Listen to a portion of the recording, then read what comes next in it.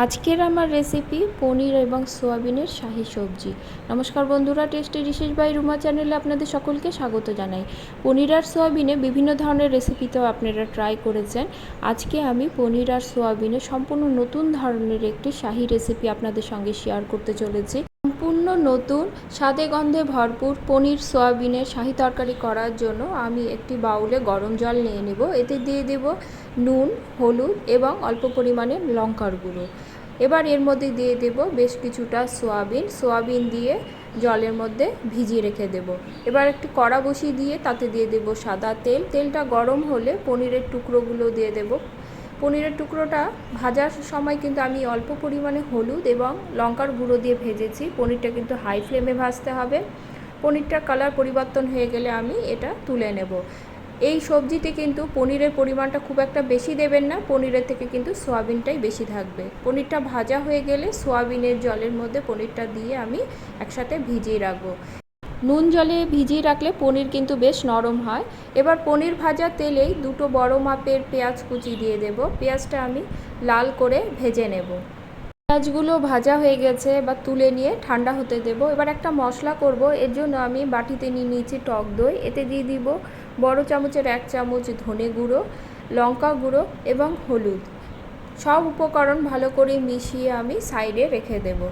অপর একটি মিক্সির বাটিতে দিয়ে দেব একটি বড় মাপের টমেটো, আদার টুকরো, 5 থেকে 6টা রসুন টুকরো আর ভেজে রাখা পেঁয়াজগুলো দিয়ে একটা স্মুথ পেস্ট করে নেব।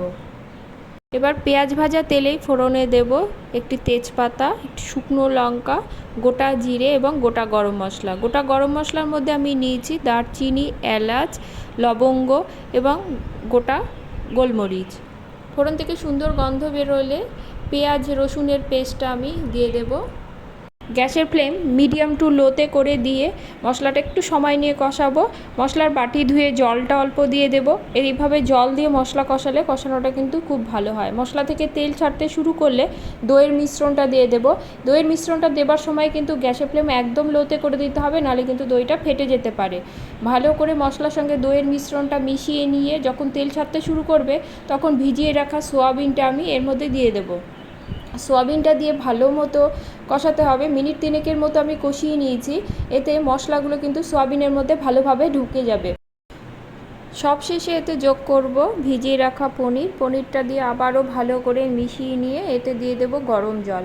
এই রান্নাটা যেহেতু মাখো মাখো হয়, তাই জলের পরিমাণটা খুব একটা বেশি দেব না।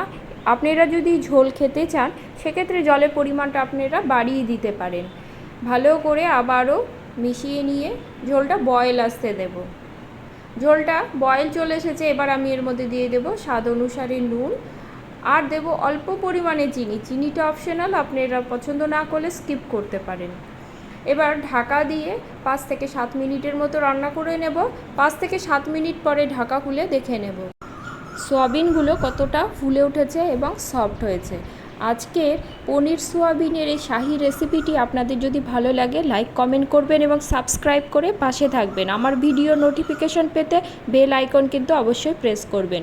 রান্নাটি কিন্তু আমার শেষ পর্যায়ে আমি দিয়ে দিব এতে অল্প পরিমাণে গরম মশলার গুঁড়ো আর 1 চামচের মতো ঘি। রান্নাটি আরও শাহী বানাতে চাইলে এর মধ্যে একটু কেওড়া জল এবং জায়ফল গুঁড়ো দিতে পারেন।